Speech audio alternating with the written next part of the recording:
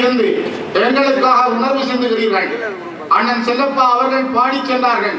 உங்களுடைய முகங்களிலே எங்களுடைய வேதனைகளும் எங்களுடைய உணர்வுகளும் உங்கள் முகங்களிலே கண்டு நாங்கள் மகிழ்ச்சி அடைகிறோம். நாளை எங்களுக்கு ஒரு விடிவு கிடைக்கும். அந்த விடிவு என்பது தமிழ்நாட்டு மண்ணிலே சீமான் தலைமையிலே நடந்து அது எங்கள் மண்ணிற்கான ஒரு விடுதலையை பெற்றுத்தரும். நாங்கள் அழிக்கப்பட்டோம். நாங்கள் அழிக்கப்பட்டது எங்களுடைய சொத்துக்களும் எங்களுடைய இனத்தின் உயிர்களும் மட்டுமே தவிர எங்கள் உணர்வுகள் அல்ல. அந்த உணர்வுகளை எங்கள் உள்ளங்களிலே அடக்கி அந்த உணர்வுகளை ஏந்தி நாங்கள் வாழ்ந்து கொண்டிருக்கிறோம். அந்த உணர்வுகளின் ஒரு பாலம்தான் தமிழ்நாட்டு மண். தமிழ்நாடு எங்களுக்கு தந்தது.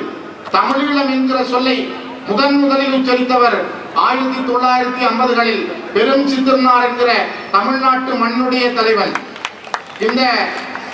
இந்த மண்ணிலே பிறந்த அந்த பெரும் சித்திரனார் தந்த அந்த தமிழீழம் என்கிற சொல்தான் 1958களில் எங்களுடைய அரசியலின் தந்தை செல்வநாயகம் அவர்களால் முதலில் கட்சி தொடங்கப்பட்டு 76களில் தமிழீழ தீர்மானம் வட்டுக்கோட்டையிலே கொண்டு வரப்பட்டது. அதனை தொடர்ந்து பின்பற்றி அதற்காக போராடினார் தலைவர் பிரபாகரன்.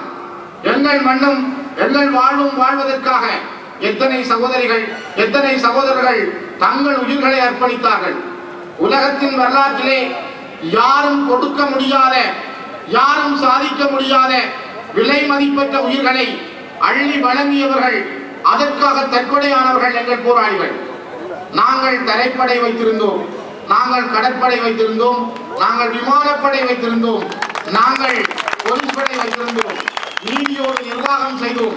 நாங்கள் ஒரு தனியரசின் நிர்வாகத்தை இந்த உலகத்திற்கு காட்டியிருந்தோம். வரலாற்று தமிழன் கடாரம் வென்றான், அவன் தன்னுடைய அரசை கோலோச்சினான், செல்வங்களை அள்ளி வந்தான் என்றெல்லாம் படித்திருக்கிறோமே தவிர கண்டதில்லை. ஆனால் எங்கள் கண்களுக்கு முன்னால்